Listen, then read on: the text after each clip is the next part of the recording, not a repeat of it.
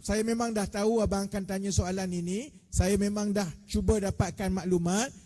Nanti mereka akan susun untuk saya turun untuk jumpa kawan-kawan di Kampung Melayu Majidi. Soalan kedua Abang Hamid, Abang Hamid daripada Kampung Melayu Majidi kan. Saya memang dah dimaklumkan sedikit sebanyak tentang apa yang berlaku di Kampung Melayu Majidi pasal pajakan tanah.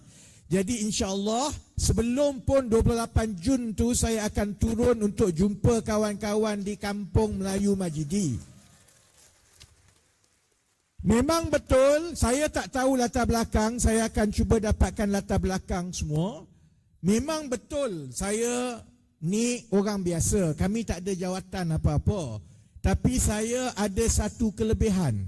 Mulut saya besar nak mampus.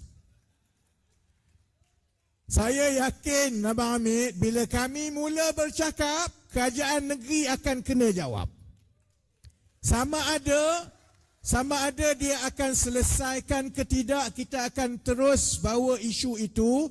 Tapi saya ingat bila kami mula bercakap, UMNO Johor tidak akan lari dan sembunyi. Dia terpaksa berdepan.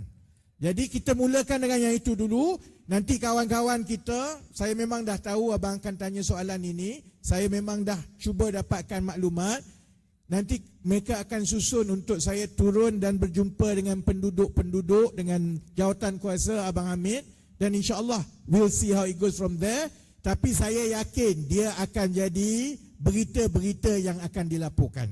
Bila jadi berita dilaporkan, nak tak nak Menteri Besar, ahli politik terpaksa jawab.